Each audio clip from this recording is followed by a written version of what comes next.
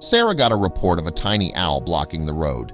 She quickly drove to the scene where a couple of cars were hesitant to drive due to the tiny owl. Sarah stepped out of her patrol car and approached the baby owl cautiously. To her surprise, the little owl didn't flinch or attempt to fly away. Instead, it hopped closer to her, emitting a series of soft hoots. It was clear this young owl needed assistance, but Officer Sarah couldn't figure out what was wrong. But before we start, make sure to subscribe if you haven't, and hit that notification bell so that you won't miss any new stories. It had been a strange thing to call the police for, but as an officer, she was also able to handle road blockages and help traffic to continue safely. Though first, she would try to get the bird off the road. It would feel simple enough to do, or so she had originally thought. Sarah had no idea that the reason why it was there would be so shocking. As she approached the animal and asked onlookers to give her some semblance of space, the young owl didn't become alarmed. No, the craziest thing happened, and the bird started to hop closer toward her, emitting soft hoots as it did so. She would have to call someone, but before doing so, she would make sure traffic could continue. Something metallic seemed to be attached to the owl's delicate leg. Maybe it needed help, which was why it was sitting in the road, gathering everyone's attention. It seemed like it was attached to the metal cord. In one of its small claws, it held something that looked like a coin or pendant. A deep blue gemstone had caught the light and reflected it back at her. This brought more questions to her mind. With the roadblock in place and the mystery of the pendant dangling in her mind, she dialed one of her friends who worked at the zoo, Dr. Stephen Mitchell, a local wildlife expert who worked with birds of prey. A dusty SUV arrived at the scene within a few minutes. "Hey, Sarah," he said, surveying the scene, his eye falling on the small owl still standing on the same exact spot on the road. Stephen's brow furrowed. "I've dealt with many bird-related issues, but this is certainly a first. Let's see what we've got here." They had no clue about the mystery they were about to unravel. Stephen also noted how the owl wasn't frightened by their approach. Furthermore, even when Stephen softly touched the owl, it didn't seem to budge.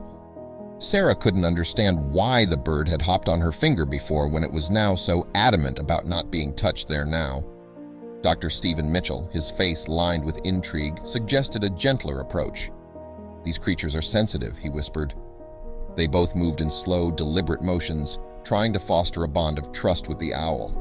The bird's talons gripped the pendant, its eyes darting between the two humans, assessing their intentions.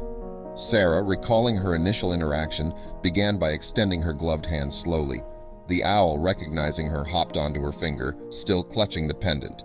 With Stephen's guidance, they carefully maneuvered to examine it. The owl's occasional hoots and flutters were a testament to its anxiety, but they remained patient.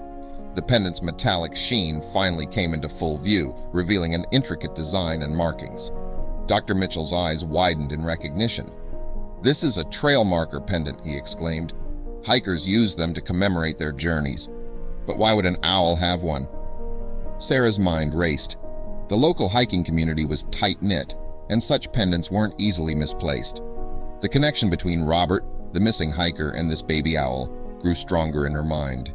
There was a story here, one that went beyond a simple lost item.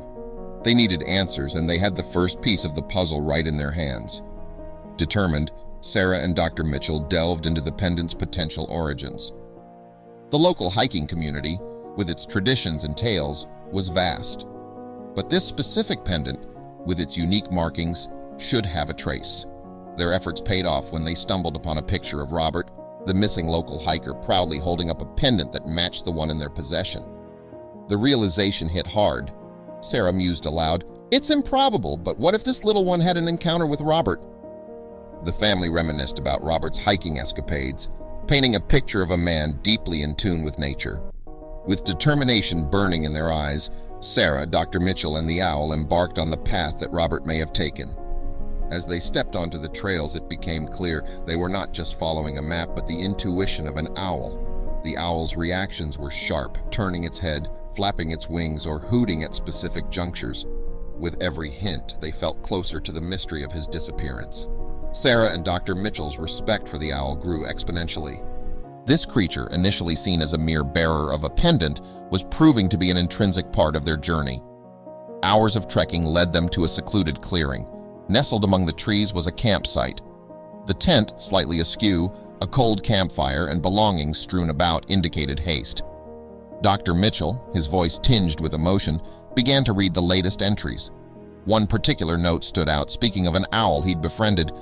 The descriptions matched their feathered companion, shedding light on their remarkable bond and the circumstances leading up to his disappearance. Armed with Robert's diary and the owl's guidance, they identified the treacherous path he aimed to conquer next.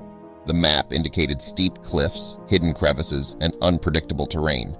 With renewed vigor, they pressed on, hoping to bring the tale to a hopeful conclusion. Poring over maps spread across a flat rock, Sarah and Dr. Mitchell worked tirelessly to plot out Robert's most likely journey. The map showed steep climbs, rapid descents, and potential landslide zones. As they approached specific areas, the owl's behavior shifted. Its eyes grew more alert, its hoots more frequent. Recognizing the magnitude of the search ahead, Sarah made calls to the local authorities. The small town's sense of community was palpable. News of Robert's disappearance and the discovery of his camp had spread. The search parties fanned out, covering extensive ground. With each passing hour, the team's camaraderie grew. Stories of Robert shared by those who knew him echoed through the woods. Every individual, fueled by a mix of concern, hope, and determination, held on to the belief that they'd find Robert and bring him home safely. The forest's terrain grew increasingly complex. Sarah and Stephen found themselves clambering over large boulders, traversing narrow ridges, and wading through shallow streams. In a sudden, unexpected move, the owl launched itself from Sarah's shoulder, its wings beating powerfully as it soared deeper into the forest. The two, taken by surprise, followed its trajectory, fearing they might lose their guiding light. Drawn to the area the owl emphasized, they soon understood its urgency. Sarah and Stephen discovered what looked like a hidden entrance, possibly to a cave or a hollow beneath.